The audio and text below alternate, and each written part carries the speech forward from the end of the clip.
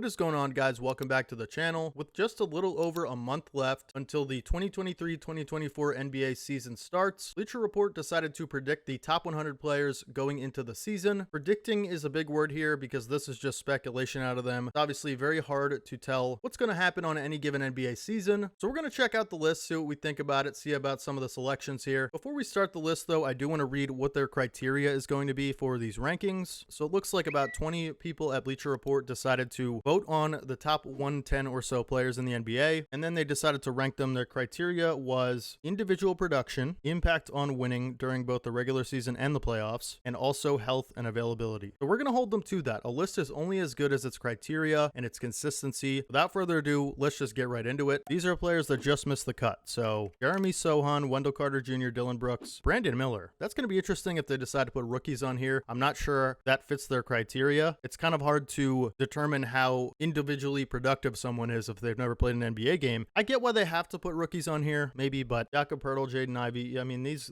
guys are borderline. So at number 100 coming in, we have Tobias Harris, my guy. I am a Sixers fan, just so you guys know. It looks like last year they had him at 68, so he dropped down 32 spots. 100 feels a little bit low for Tobias. I know the production individually wasn't super great, but he had to fill a new role as the fourth option on the team. You know, I guess we'll see where everybody else ranks, but this one in particular, I'm not so sure about. I think he should be a little bit higher than that. Josh Hart at number 99. I'm cool with that. You know, Josh Hart's a really good role player, valuable role player, had a great season. Really like his game. Kevon Looney at 98. So far, I think the list is, these guys are just really good role players for their teams. It'll be interesting to see who they have coming up here, because the only one the only gripe I really have so far is Tobias being 100. I feel like that's a little low, but that could just be my Sixers bias. Jaden McDaniels at 97. I think that he should be probably a little bit higher too. I mean, if we're just going off last season and, you know, his impact on winning or so, you know, I don't know. I just think Jaden McDaniels was a huge part of that Minnesota team, and they were a playoff team, and you saw that when he broke his hand before the playoffs started. They really missed him in there. I think he's got really high upside, obviously. I guess we'll see who they put ahead of him here. Nick Claxton at 96. Really solid big defensively. 70% field goal percentage last year. Really took a step up. You know, he appears to be a very solid potential, you know, big man for the Brooklyn Nets for many years to come. 94, we have a tie with Bojan Bogdanovic and Benedict Mathurin. Bojan is a very underrated player, in my opinion. He had an amazing season offensively last year. Benedict Mathurin, I feel like, I'm not even sure he should be on the list. I like Benedict Mathurin. This isn't like slander or hate or anything like that. I just think if you're considering impact to winning and just individual production, I mean, Tobias Harris is, I would say, a much better player right now than Benedict Mathurin. While Benedict Mathurin is a really good shooter and scorer, why does this keep happening? He was very inefficient as a rookie. I mean, that's just how rookies are. You know, 32% from three, 43% from the field. Really good, you know, scoring numbers and stuff like that. But if I'm choosing a winning player right now who I think would have a better impact on winning, I'm taking Tobias Harris or Jaden McDaniels for sure. John Collins at 93. Yeah, I mean, he's a weird one to rank because while I think his production doesn't necessarily show his talent, it'll be interesting to see how Utah utilizes him this year with the new acquisition. Like the move for Utah, get some athleticism in that front court. But listen, he had a bad shooting season from three. I know, like I said, the Hawks had a weird role for him, and he didn't really quite get to shine, but I think this might be a little high for John Collins at this point, you know? Not saying he shouldn't be on the list, but guys like Jaden McDaniels, I feel, provide more value. Keegan Murray, 92. Okay with this one. Not much to be said. I mean, had a really good rookie season. Knockdown shooter. I like his future in Sacramento. I think that was a really good pick that they made in the draft last year. RJ Barrett, 91. I know he's had his struggles, especially in the playoffs, but he's a good scorer, you know? Actually, yeah, I mean, 91 feels fair. I guess we'll see. Devin Vassell at 90. I think you could make a case he should be a little bit higher on the list. I really like Devin Vassell a lot. Obviously, he didn't play very many games last year. That's probably why he didn't rank so high. I know I'm not reading these, but if I were to read all of the reasoning for the ranking for every player, we'd be here all day. So trying to be efficient and just kind of give my thoughts on it. That's kind of what this video is about. Malcolm Brogdon at 89. I think Malcolm Brogdon is a little bit underrated at this point. I mean, sixth man of the year. You know, he obviously is a knockdown three-point shooter. I mean, so consistent at three. 44% on the season. It feels like he didn't miss in the playoffs like once. Guy is just a bucket. I think he's a little bit slept on. I like that ranking there. Bruce Brown at 88. People are going to say, oh, just look at his numbers and say, so-and-so's better than him on this list. Bruce Brown is a really, really, really solid player. Super impactful role player for the Denver Nuggets last season. Super impactful years before that for the Brooklyn Nets. This guy is a true winning talent. I really like the Pacers picking him up. The Pacers have a lot of good players. Interesting to see how far they can go this year. This guy is reliable, can guard multiple positions. He's a really solid player. I have no problem with this ranking whatsoever. Time Lord coming in at 87. Is Robert Williams noticeably better than Nick Claxton? Not so sure about that. Clint Capella didn't make the list. I know Clint Capella's had his ups and downs recently, but is Robert Williams a noticeably better defender than Clint Capella or Nick Claxton? I'm not so sure about that. Obviously, 74% field goal percentage is really good. He really can't seem to stay healthy all that much. He's very limited offensively. Those guys are too, but he is a very productive player. Really, really solid defender. I just don't like the ranking. I think it's a little high for Robert Williams, if I'm being honest with you. If they're going to say that durability and availability is one of their criterias for these rankings, then Robert Williams, I'm not even sure should be on the list, if I'm being honest with you guys. Walker Kessler, 86. Love this guy. Super bright future for him. If he can get that 33% three-point percentage up to like 36 or so, listen, this guy is going to be a problem. Double-double machine when he played last year. Super good rim protector and defender. This guy has a really high ceiling, and I feel like people don't really understand how good this guy can be and probably will be for the Utah Jazz. Love him as a player. They stole him late in the first round of the draft last year. This guy's a stud. Look for him to be one of the better bigs in the league in a couple years. Jalen Williams, I thought could have been the rookie of the year easily last year. They gave it to Paolo Banchero. I don't have an issue with that. I just think Jalen Williams was all around the better player last season and honestly contributed more to a winning team. That second half that he had of that last regular season was absolutely incredible. 52% from the field, 36 from three, 75 games he played, and score the ball, get to the rim, super athletic, good defender. Listen, can make plays for others. I just think if he is able to take a little bit of a step up in shot creation, this guy is an absolute stud. One of the better 3-and-D wings in the league potentially if he can get that shot creation to where Oklahoma City would love it to be. You think about him, Shea, Giddey, and Chet all on the same floor this year. It's going to be absolutely electric. Jabari Smith Jr. at 84, huh? I don't see it. I don't like that. I mean, if you're going to say Jabari Smith Jr. is better than Jalen Williams right now, I just think that's wrong, honestly. If you're going to say that he is better individually and more impactful to winning than even Walker Kessler or Robert Williams, I don't know, man. I know he had a really good summer league and, he's an exceptionally gifted player, talent-wise and, athletically. This guy has one of the higher ceilings for any big in the league, I'm going to be honest with you guys, but he had a really inefficient rookie season. I know all rookies really do, but 40 from the field and 30 from three as a, really just a 7-footer. 40 from the field is just pretty unacceptable in my opinion. I know he's more of a defensive value player at this point, but if he could get that 40 up to 47, even 45, be a little bit more consistent from three and, continue his defensive play, I think he should be here, but I don't like, this is just bad. That's a bad spot for him. Scoot Henderson at 83. I mean, again, I said at the beginning, I don't know how rookies are going to be able to be ranked on this list because their criteria really doesn't apply to them. If we're going to talk about,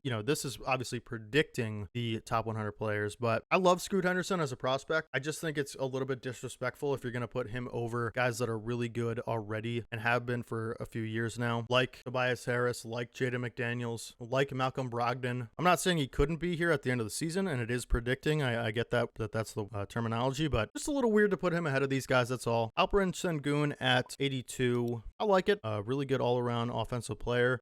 Needs to work on his defense a little bit. I think he'd be a little bit more consistent defensively and just be a little bit better. I think he has Sabonis type upside in my opinion. Vucevic, 81. Not a fan. I think he is somewhere in the 90s if you're being generous. I know he is a double-double every night. Can score the ball pretty well. Played all 82 games last year. He did do that. But listen, if you're a center and you make over $20 million a year on your team and you can't play very good defense, then I think that you should be docked points a lot for that. And, Vucevic is all of those things that I just said. So really good player. Is he as impactful as, the numbers say? Probably not. Jalen Green at 80 feels a little high. Obviously very productive. Love to see him be a little bit better of a playmaker. He's going to have some expectations now this year, as everyone on that team will. I'd like to see what he does with that. I'm not saying he's a bad player by any means, even at this point. I'm not saying he can't impact winning or doesn't. I just feel like his shot selection is not conducive to a winning player at the moment. He has all the talent in the world to be able to be that guy, but Brook Lopez at 79 feels super low. If we're going to talk about impact on winning, Brook Lopez is one of the more impactful bigs in the league.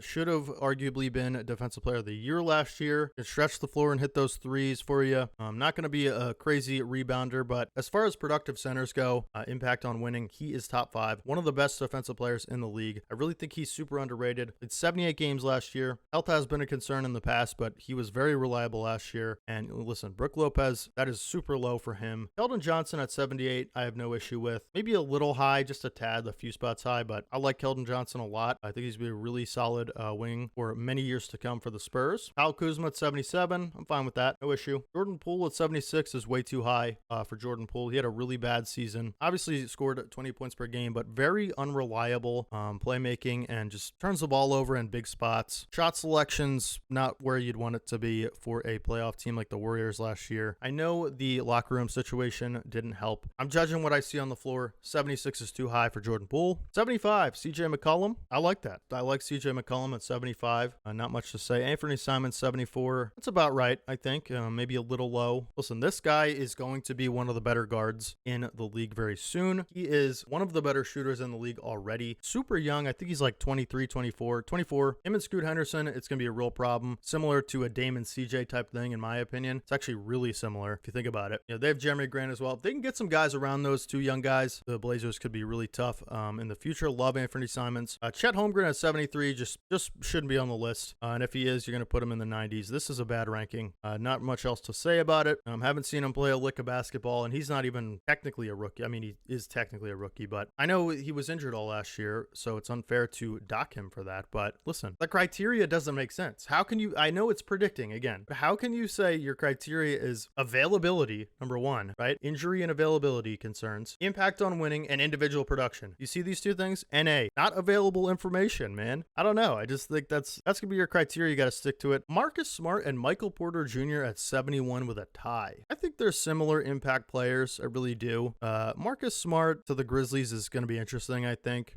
Don't love the move for them. Don't love the move for the Celtics either. I don't think anyone really won in that trade, if I'm being honest with you guys, but Marcus Smart's a really good player. He is to be respected. Michael Porter Jr., obviously we see what he can do scoring the basketball in the playoffs last year and throughout his career, one of the better shooters in the NBA. No doubt about it. I think he's right around this 60, I think Michael Porter Jr. could be a little higher than this, if I'm being honest with you guys, but it's not the worst thing I've ever seen. Chris Paul shouldn't be this high though. That's one thing. I'm not saying he was bad last year. He's just not the same player that he was. The stats look good. 13.9, 4 rebounds, 9 assists. That's just going to be, who he is. But if we're talking about Chris Paul being one of the, better guards in the league, he's just not that guy anymore. It's really starting to show. 59 games played last year. I actually thought he played less. But if we're going to talk about availability and consistency to a winning impact, the winning impact is always there with Chris Paul, even if he isn't the same player, just the leadership alone. But I feel like Austin Reeves being here is a good spot for him. I actually feel like he could even make a case that he's higher than this. I just think Chris Paul should be lower at this point in his career. Maybe like 75 range. It's not, at the end of the day, it's just 6 spots. But Derek White at 68 feels a little low. Really, really solid impact player for the Celtics. People are going to call him a role player. He's not a role player. This guy is one of the things that make that ship go in Boston. He is unbelievable as a two-way player, two-way guard, one of the better two-way guards in the league. Played all 82 games last year. Talk about reliability. This guy shows up every night, plays hard, does his job. Celtics need more guys like that. Wink, wink. Cameron Johnson at 67. Really great player. Again, one of the better shooting forwards in the entire league. You could make a case top 5. This guy is no joke from the outside. Love his upside and potential. Good defender as well. I just don't know if the availability is going to be there long-term for the Nets. 42 games last year. He seems like he's always a little bit banged up or injured. We'll have to see this year how this works out with him and Mikal Bridges. Dropped my phone just now. Love Cam Johnson. I feel like this is a little bit fair. Unavailable, more unavailable than you'd like. Tyler Hero at 66, no issues. Really, really great scorer. Can create his own shot with the best of them in the Eastern Conference. Little inconsistent, more inconsistent than you'd like. Seems to always be hurt in the playoffs when they need him. But listen, this guy is a really great scorer. Can even make good plays for others. Shot selection isn't always the best or the most wise at times in big moments, but Aaron Gordon should be a lot higher than 65. So Aaron Gordon, similar with Derek White with the Celtics, Aaron Gordon is one of the biggest things that make the Denver Nuggets go, right? He is the athleticism in a lineup without it. He is the defense. He is the intensity in a lineup that doesn't always have it. You take Aaron Gordon off that Denver starting lineup in the playoffs, that is a completely different team that they have to play so much differently if he's not there. Can guard almost any position on the floor. This guy is an absolute stud. 65 is way too low for Aaron Gordon. Jared Allen at 64, not much to say. I think that's all right for him. Wemby at 63 is interesting. I feel like if you're going to go the route of putting rookies in the top 100 that haven't played yet, Wemby should even, you can make a case, be even a little higher than this. But again, it's very disrespectful to a guy like Jared Allen, who is an all-star level player for the Cavaliers in the, plays the same position as Wemby's going to have a rookie who's never played a possession of NBA basketball yet ahead of him. I know that's, generational prospect, obviously. I'm not taking anything away from Victor. I just feel like it's not the best thing to do. Rudy Gobert at 62, a little lower than that in my opinion. I don't know. You know what I'm about to say, so I don't have to say it, right? You know what I'm going to say about Rudy. It's what everyone says about Rudy, and they're right. Desmond Bane at 61, one of my favorite players in the league, just very reliable player. You can always count on him to play. He plays the right way. He doesn't try to do too much. One of, obviously, the best shooters in the NBA. I think people don't quite realize that. Look at these numbers, man. 21 and a half, 5 rebounds, 5 assists on 47 and 40% from 3. He takes a lot of threes too. High volume shooter, and this guy is an absolute stud. Again, similar to the Celtics, if the Memphis Grizzlies decided to have more players like Desmond Bane, they could rely on every game, knows his role, plays it well, they'd be in the conference finals last year. That's all I'm saying. Klay Thompson at 60. That's all right. I think that's fair. Klay Thompson, he's not the same Klay Thompson he was, at least defensively. Offensively, still got it. You know what I mean? He can get just as hot as about anyone you've ever seen in NBA history. I do not say that lightly. Shout out to Klay Thompson for coming back from those injuries and just playing the way he has, man. I know he disappears in the playoffs sometimes. Very streaky in the playoffs last couple of years, but listen, this guy has overcome so much, and I think we ought to appreciate just how far he's come since those 2 massive injuries that could have ended his career. Fred VanVleet at 59, that's all right. Be interesting to see how he plays with Houston. Had a very down year overall, I'd say. The year before, we saw him be an all-star player where he was just shooting the lights out of the ball, pulling up from 40 and locking down the team's point guard. I like Fred VanVleet a lot. The efficiency has to be better. The shot selection is iffy at times, but really solid player. He deserves to be where he is. Josh Giddey and Miles Turner tie, huh? I get the Josh Giddey. I think Miles Turner, it might be a little high for him. He's a really good player. Had a really good season last year. He stayed more healthy than he has in quite a while. 18 points per game. I think that's probably a career high for him. 37% from 3. That's what we come to expect from him. 54% from the field, though, is really solid. He's obviously never going to be the rebounder that you'd expect a top tier center to be, with the double doubles and stuff like that. But that's fine, man. He's a lockdown defender. One of the better rim protectors in the league. He can score like that and stay efficient like that next season. I think the Pacers are a playoff team. Jeremy Grant at 56. I think that's fair. I really like Jeremy Grant. Wish the Sixers held on to him. This guy is just such a good role player. I think he's similar to, like an MPJ level impact player. They're obviously very different players, but people say he got way too much money the offseason. I don't know if I agree with that. I think this guy's a really, really solid 3-and-D wing. Everyone could use one of those, right? So Julius Randle at 55 feels a little low. This guy's a 3rd team All-NBA player. I know they said playoffs was part of their rankings, but listen, if we're going to have guys like Joel Embiid in the top 15, then, Julius Randle should not be 55. 3rd team All-NBA last year. I don't understand how one of the best power forwards in the league, who averaged 25, 10, and 4 in the regular season, is 55th best player in the NBA. I get it. He was awful in the playoffs, but listen, there's going to be some, I already know there's going to be some guys over him that are like absolutely ridiculous. Let's see the next one. DeAndre Ayton. This is absurd, man. DeAndre Ayton over Julius Randle? What kind of list is this, man? Like, DeAndre, talk about choking in the playoffs. The dude just disappears in the playoffs, Where did he go last year? And that's a bad ranking. That's a bad ranking, Bleacher Report. Get your stuff together, honestly. It's not that serious. But listen, DeAndre Ayton should be nowhere near Julius Randle on this list. Scotty Barnes at 53 is way too high. We all thought that Scotty Barnes would take a massive leap this year. Didn't really happen offensively. I think, he's still the impact player he was. I'm not sure he's ever going to be that 22 points per game on good efficiency scorer that can create his own shot. I just don't think that's his game. He doesn't have to be his game. I really like Scotty Barnes. I'm rooting for him to get better offensively and, be able to really carry that squad in the future. I love his potential, but great defender, obviously. Rookie of the Year a couple years ago. Didn't take that leap, similar to Evan Mobley.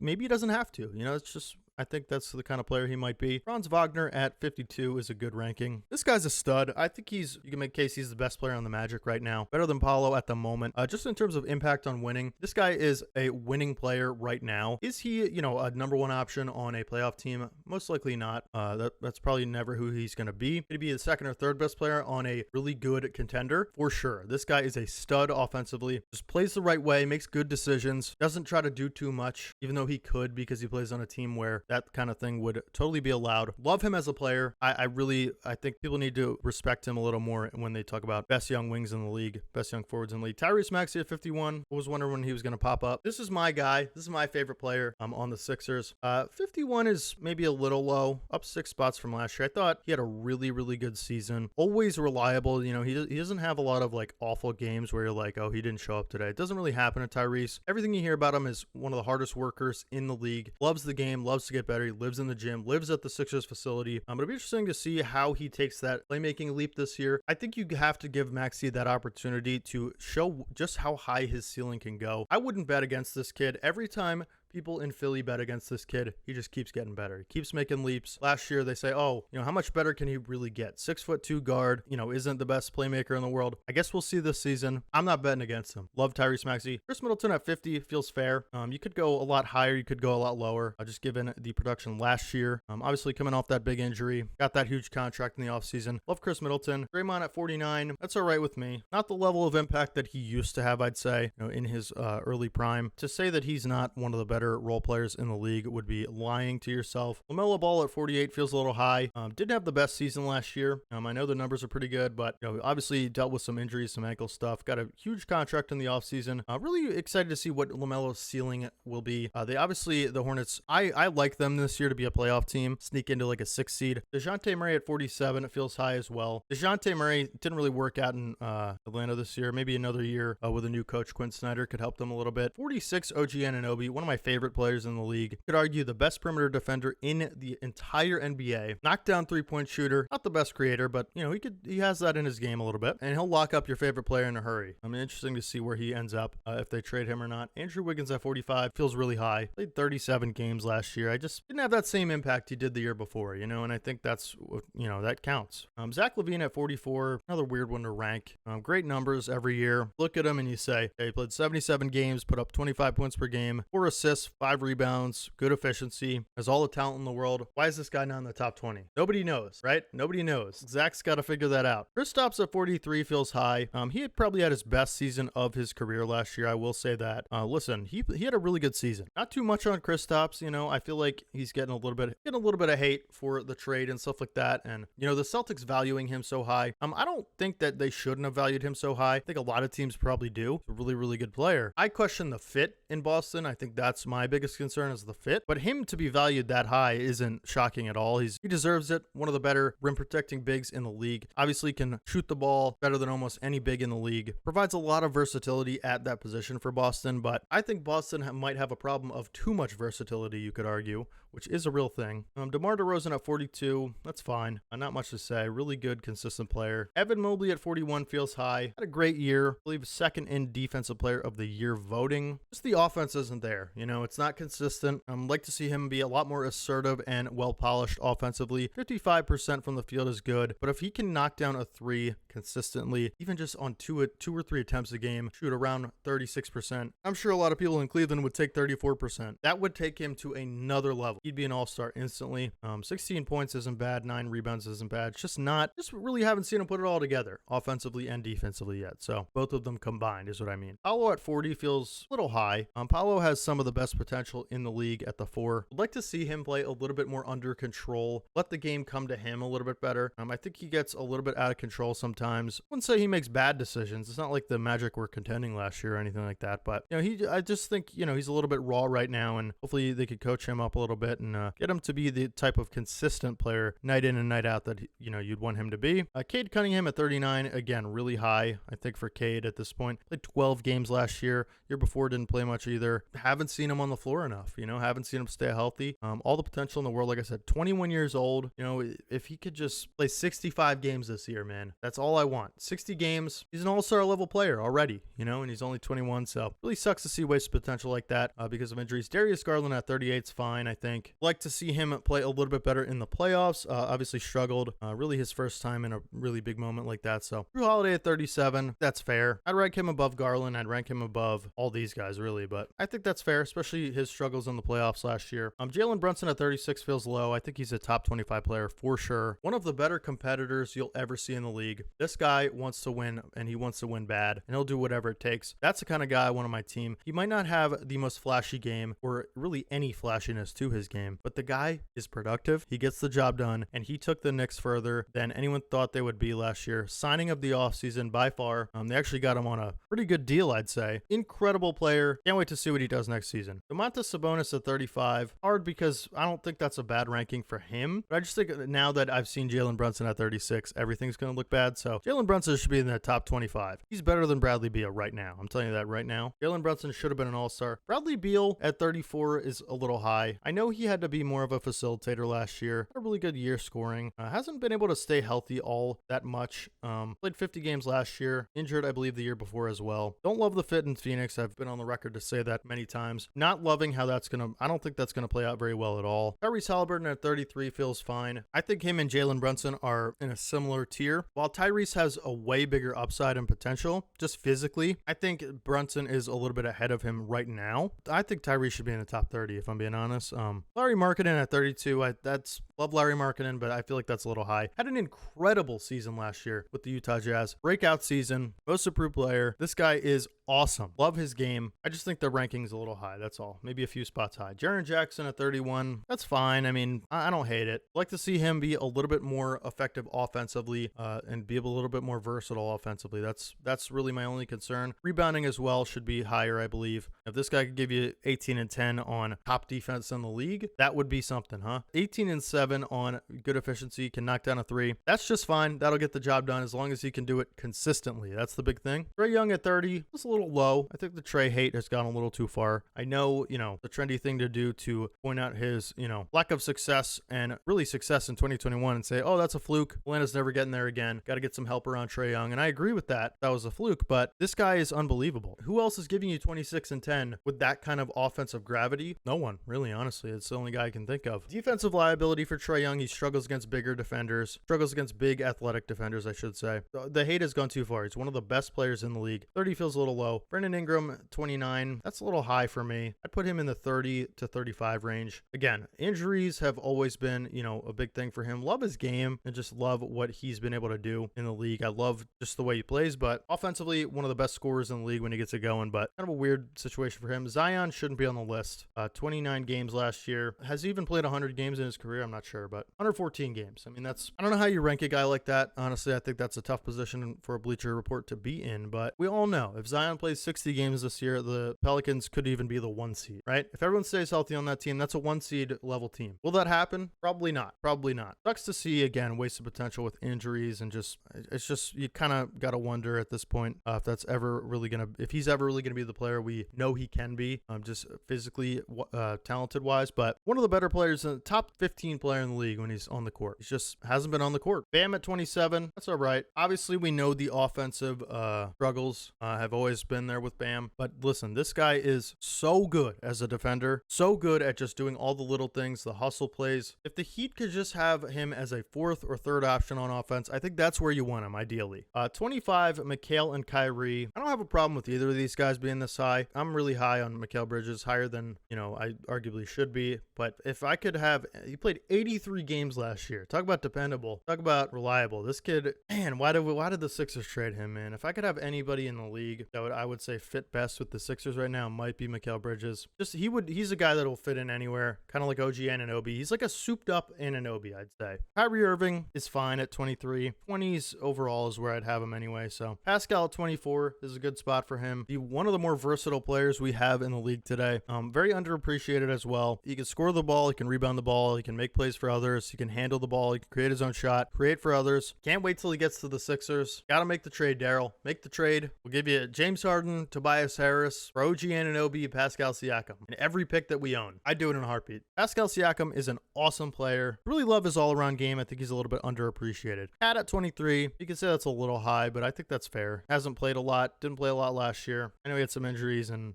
he's questionable as a number 1 option or even a number 2 option at times. Disappears from the big moments. We all know that, but this guy is a talented big, one of the more talented bigs we'll ever see. James Harden at 22, way too high. Whether he played like that last year in the regular season, I think he did. 21 and 10, obviously no joke. He had a really good efficiency for him. Talk about consistency, playoff success, and how well you played during the regular season and the playoffs. He should not be this high. That's my point. Ja Morant at 21, I think that's fine. Maybe that's a little low for Ja. Really, really great player. Love to see his 3-point shooting get a little bit higher. I'm not going to, focus on anything off the court, but Donovan Mitchell at 20, I think you could say it's a little bit low for Donovan. One of the better scorers at his position in the last 2 decades, I'd say.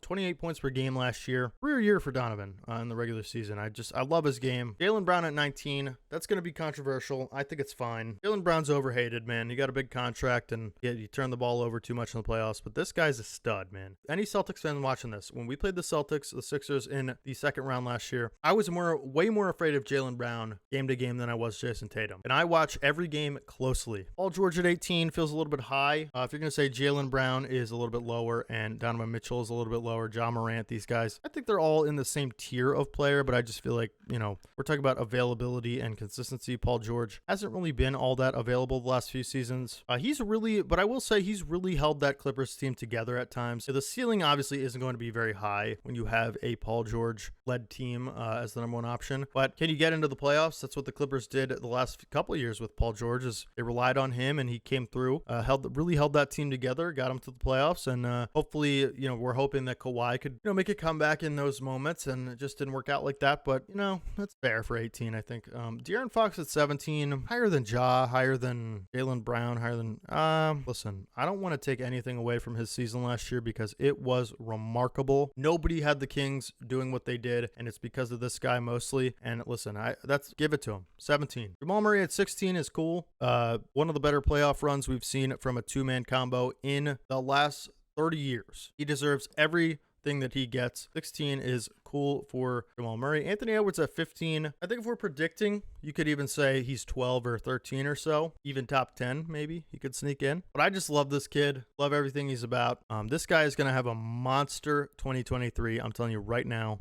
Dame at 14. That's all right. I'm cool with that. Hopefully he doesn't go to Miami. That would be bad for my Sixers. We can't beat Miami as it is. So if Dame goes to the Miami Heat, Celtics are cooked. Sixers are cooked. Milwaukee's cooked. I'm telling you right now, that's my favorite to come out of the East if he goes there. Kawhi at 13. Again, kind of a weird one to rank like Zion. He did play 52 games last year, but he was unreal when he played. Absolutely unguardable. Was able to make the impact when he was on the floor, obviously, but on some kind of weird minute restriction and shut him down in the playoffs again. I don't know. It's hard to rank Kawhi, but 13 feels too low in a sense, but also feels too high in a sense. I don't know if that makes sense. That sense a lot right there, but that's my 2 cents. Jimmy Butler at 12 is way too low. This is a top 8 NBA player right now. I don't care what anyone says. This guy just wins games when it counts, and that is why he deserves to be in the top 8. Listen, Shea at 11 is cool. I love Shea. One of the better seasons, should have been an MVP consideration. I think he was, but is Shea more talented on paper than Jimmy Butler? Absolutely. Is everyone more talented on paper than Jimmy Butler that's going to be ahead of him? Absolutely. Did they lead their team as far as Jimmy does every year in the playoffs? Somehow, we can't even still figure it out how it happens. They haven't. Jimmy wins games when it counts more than your favorite player does. That's all I'm trying to say. Shea at 11, that's fair. I love Shea. Jimmy should be higher. That's all I'm saying. Anthony Davis at 10,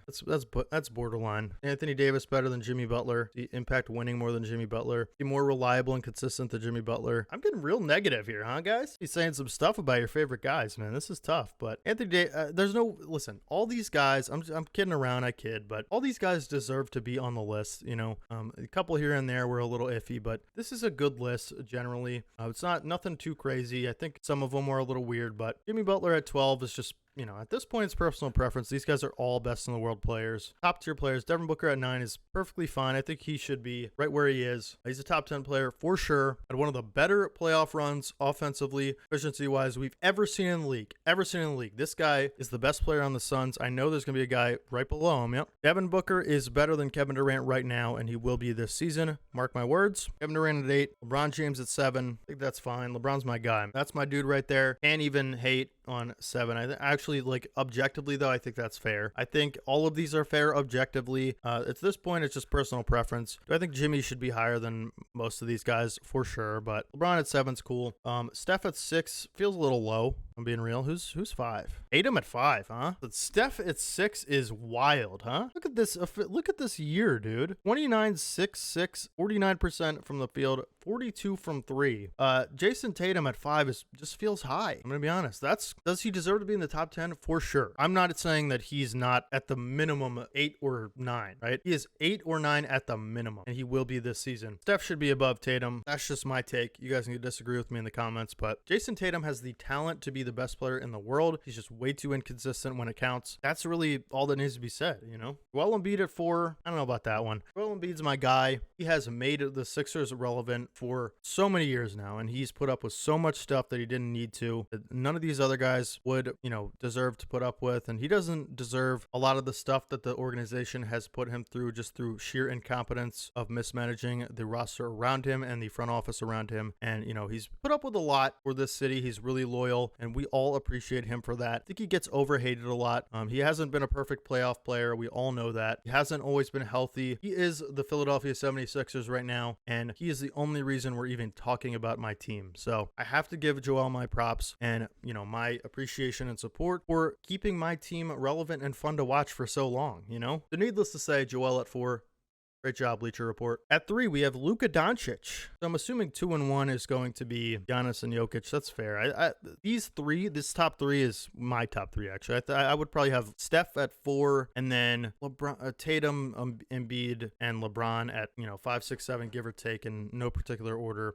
Devin Booker and Jimmy Butler right up there as well. And then you get into the KDs and the Anthony Davises. But Luka at 3, so awesome to watch, man. I just love everything about his game. Nearly a flawless offensive game overall. Get this man some help, Dallas. I know we're all rooting for Luka.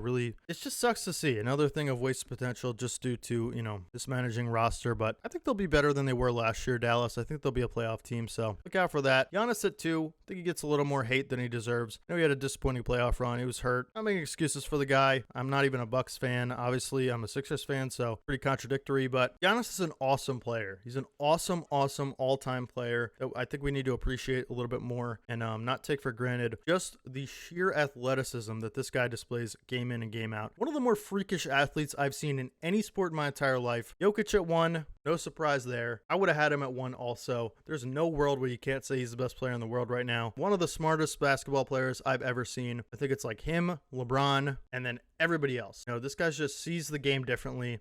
Really just him and LeBron. I think he's in that conversation of greatest basketball IQ of any player ever. Basketball at its best is the way the Denver Nuggets played in the playoffs last year. And that's the end of the, that's the list. Let me know down in the comments section what you guys think about my reaction to Bleacher Report's predicting the top 100 NBA players heading into the 2023-2024 NBA season. It wasn't the worst list you could come up with. It wasn't the best either. Some really glaring flaws in my opinion, like the criteria and, the consistency behind the criteria, voted on, stuff like that. I just think, if you're going to write a clear criteria of what goes on this list, you have to stick to that. That's something that they can improve on. But overall, the list was really fine, especially towards the end, this top, 20 or so range. I thought it was really fair. I disagree with some of it, but that's going to happen, The list is perfect, and it's just all about the logic and consistency behind the list. That's what makes a list good, in my opinion. Make sure you guys drop a like on the video if you enjoyed it. Subscribe to the channel if you guys are new for more NBA content in the future. Subscribe to my 2K channel as well down below. Link will be down in the description. Post 2K videos over there all the time. Follow my social medias. All the links are down there. Just go check them out. I will catch you guys in the next video. This is your boy Dehave, and as always, peace.